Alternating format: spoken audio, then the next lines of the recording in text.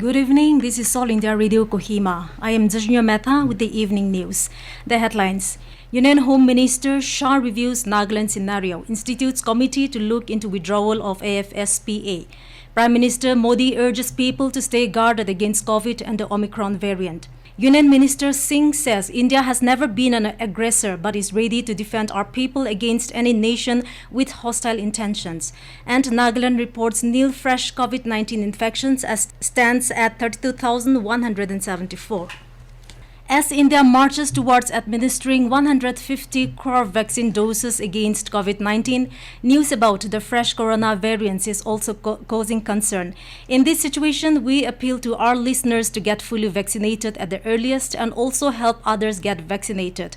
Please follow these 3 simple steps: wear a face mask, maintain 6 feet for social distancing, focus on hand and face hygiene. For any COVID-related information and guidance, contact national helpline numbers 011-239-78046 and 1075 and state helpline number 1800-345-0019. And now the news in detail.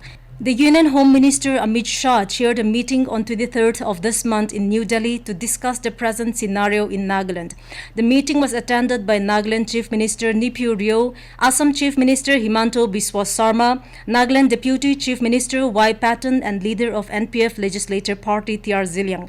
In a press release issued today, Rio, Patton and Ziliang said during the meeting it was decided that a committee to look into the withdrawal of the Armed Forces Special Power Acts AFSPA in Nagaland will be instituted. The committee will be chaired by the Additional Secretary Northeast under Ministry of Home Affairs and will include the Nagaland's Chief Secretary and Director General of Police. Other members that will be included in the committee are IGAR North and representative of the CRPF. They said the committee will submit its report within 45 days and the withdrawal of disturbed area and AFSPA from Nagaland will be based on the recommendations of the committee. It was also decided that a court of inquiry will initiate disciplinary proceedings against the army unit and army personnel who are directly involved in the outing incident under Mon district, and action will be taken immediately on the basis of fair inquiry. They said the identified persons who will face the inquiry will be placed under suspension with immediate effects. The state government will provide government jobs to the next of kin of deceased on the basis of eligibility.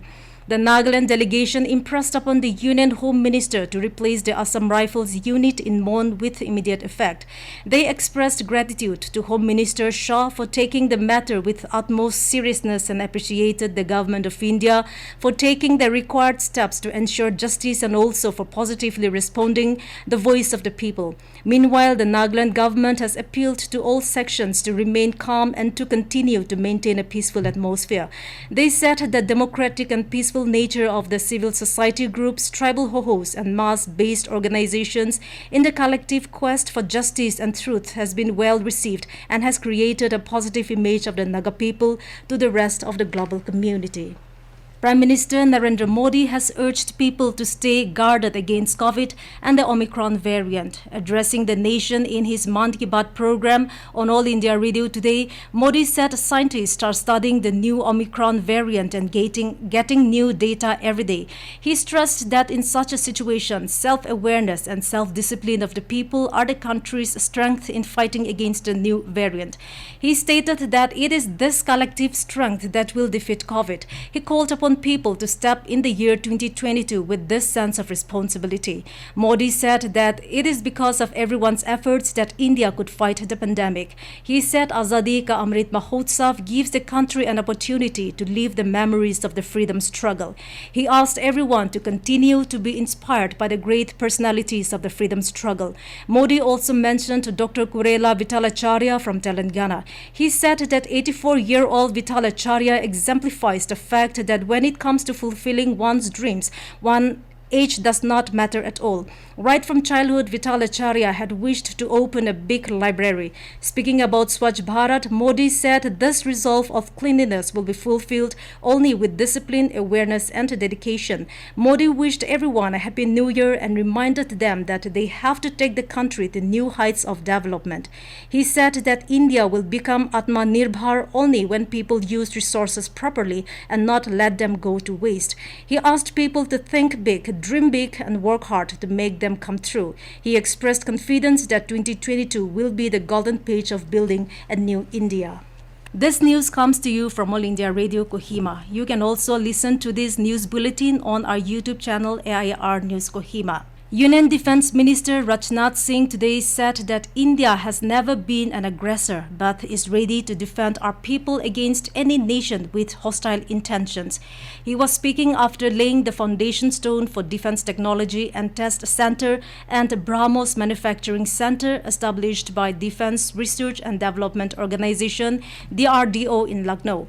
A first-of-its-kind defence technologies and test centre spread over approximately 22 acres is being set up to accelerate the growth of the defense and aerospace manufacturing clusters in Uttar Pradesh Defense Industrial Corridor.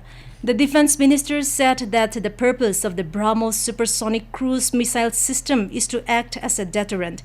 He said the system not only reflects the technical cooperation between India and Russia, but also the long-standing cultural, political, and diplomatic ties. He termed BrahMos as the world's best and fastest precision-guided weapon, which has strengthened India's credible deterrence in the 21st century. More than 141 crore 37 lakh COVID vaccine doses have been administered in the country so far under nationwide vaccination drive. Health Ministry said more than 32 lakh 90,000 doses were administered in the last 24 hours.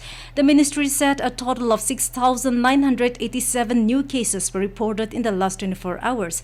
India's active case load stands at 76,766. The active cases account for less than 1% of total cases. The recovery rate is currently at 98.40%, the highest since March 2020.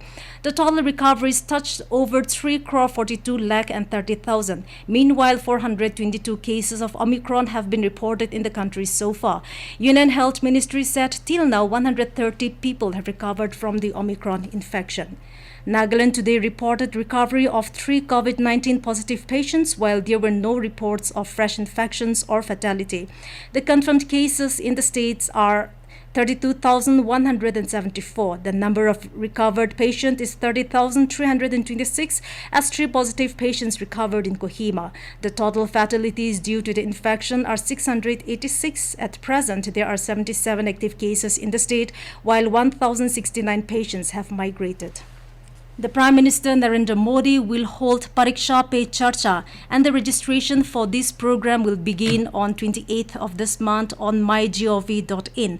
This registration will continue till 20th January next year. For this, online competition will also be organized for students, teachers, and parents of class 9 to 12. Modi asked everyone to participate in this, and together they will brainstorm on many aspects related to examinations, career, success, and students' life. And to end the news, here are the headlines once again. Union Home Minister Shah reviews Nagaland scenario, institutes committee to look into withdrawal of AFSPA. Prime Minister Modi urges people to stay guarded against COVID and the Omicron variant. Union Minister Singh says India has never been an aggressor but is ready to defend our people against any nation with hostile intentions. And Nagaland reports nil fresh COVID-19 infections as tally stands at 32,174. And that is all we have in this evening news bulletin. Have a good night.